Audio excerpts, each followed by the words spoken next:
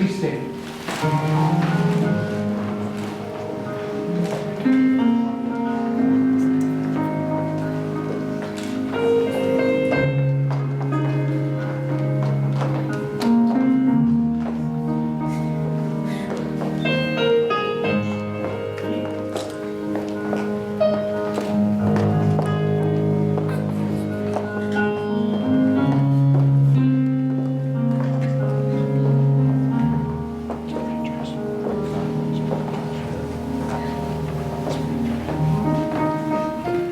You may be seated.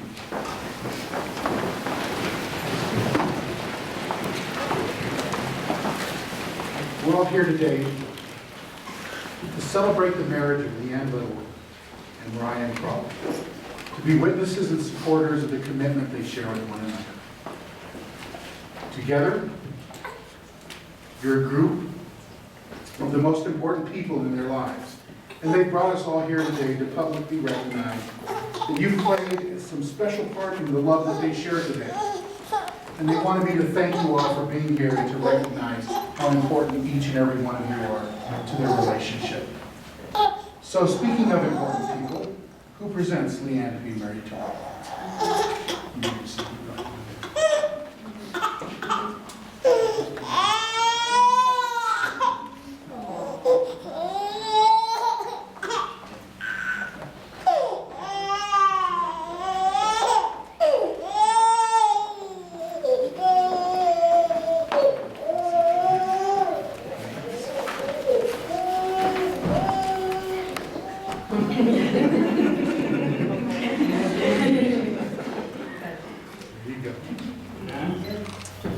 We're gathered here to be witnesses and bless the exchanging of vows that will bind Liane and Ryan together in the covenant relationship of marriage. When the ceremony is ended, they will leave as husband and wife, having been joined together by love. Your marriage should be the union of two lives, two hearts that beat as one, so welded together that you walk together, work together, and you bear each other's burdens and share each other's joys. Marriage is telling the person you love that you're not going anywhere. And that's a powerful commitment for two people to make to one another. I'm sure the road that has brought you here today hasn't been easy. It's been filled with challenges that you weren't necessarily prepared for. But together, you've taken each one on, and you've used those experiences to strengthen and not weaken your love. One of my favorite readings comes from Charlotte Bronte. I have for the first time found what I truly love. I have found you. You are my sympathy, my better self, my good angel. I am bound to you with a strong attachment. And I think you good, gifted, lovely, a fervent, a solemn passion is conceived in my heart, and it leans to you and draws you to my center and spring of life. I wrap my existence about you, kindling and pure, powerful flame, and it fuses you and me in one. There's a small reading from a book called The Art of Marriage. And it says that the little things are the big things. It's never being too old to hold hands. It's remembering to say I love you at least once a day. It's never going to sleep angry. It's at no time taking the other for granted, because the courtship does not end with the honeymoon. It should continue through all the years. It's having a mutual sense of values and a common objective, and it's facing the world together, forming a circle of love that gathers your whole family as one. It's doing things for each other, not in the attitude of duty or sacrifice, but in the spirit of joy. It's speaking words of appreciation and demonstrating gratitude in thoughtful ways. It's not expecting your husband to wear a halo. I don't think he has one. But the wife or your wife to have the wings of an angel.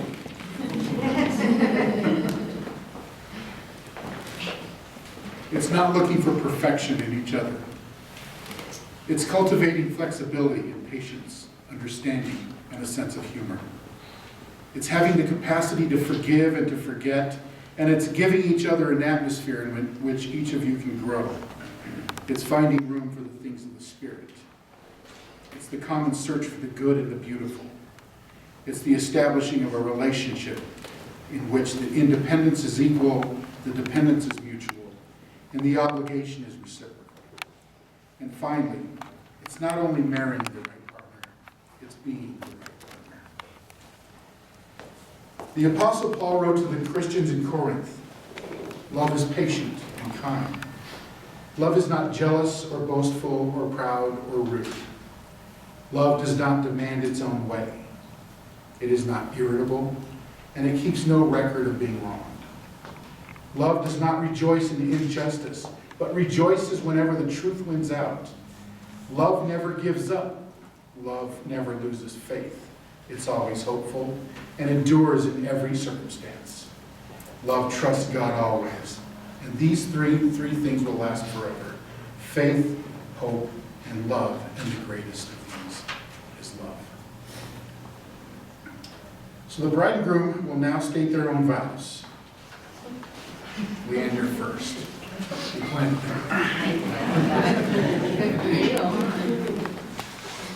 Ryan, I love you so much, and I am so happy to be here today. We have come so far along this crazy journey that we've been on. We've been through so much together. I have not wanted to go on any adventure with anyone but you. This whole 15 years we've been together. It's been an amazing adventure. And I would, want to have room back there, of course. You're my better half. You're my best friend. I'm a soulmate. You make me such a good person. And I wouldn't want to spend any other day without you. And I cannot wait to be your wife forever. Let's get crying.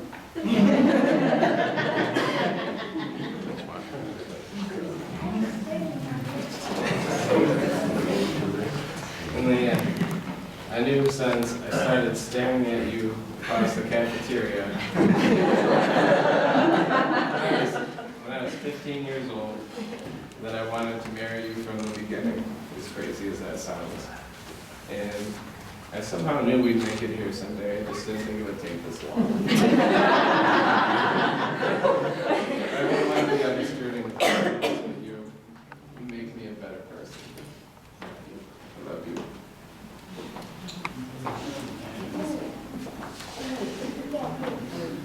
May I have the rings? I know.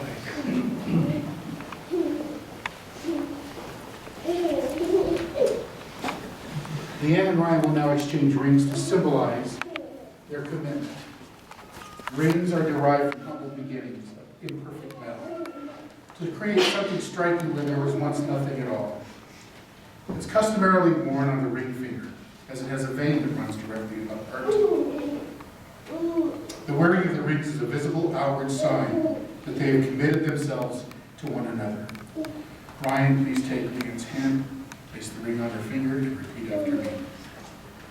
I give you this ring I give you this ring as a symbol of our love, as a symbol of our love for today and tomorrow, for today and tomorrow and all the days to come. and all the days to come. Wear it as a sign Wear it as a sign of what we have promised on this day, of what we have promised on this day, and know that my love is present and know that my love is present even when I am not.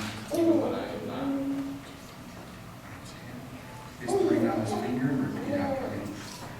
I give you this ring as a symbol of our love, Symbol of our love. for today and tomorrow, For today and tomorrow. and all the days to come. And all the days to come. Wear it as a sign Wear it as a sign of what we have promised on this day, and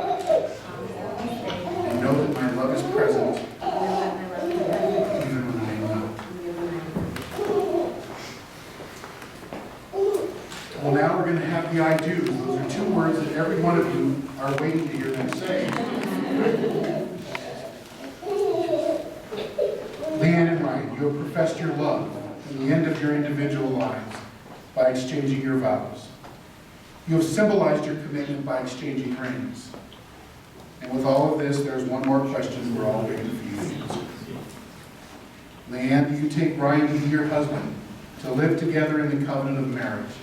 Do you promise to love him, comfort him, honor and keep him in sickness and in health, and forsaking all others, be faithful to him as long as you both shall live. Thank you. Ryan, do you take Liane to be your wife, to live together in the covenant of marriage? Do you promise to love her, comfort her, honor and keep her in sickness and in health, and forsaking all others, be faithful to her as long as you both shall live? I do.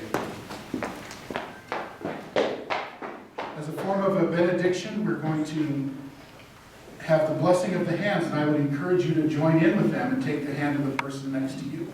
And we'll share this moment together.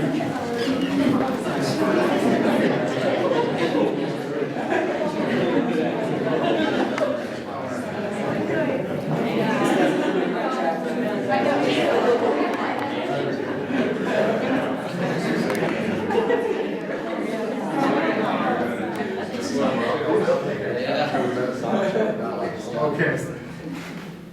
These are the hands of your best friend. Young and strong and full of love. They're holding yours on your wedding day. As you promise to love each other today, tomorrow, and forever.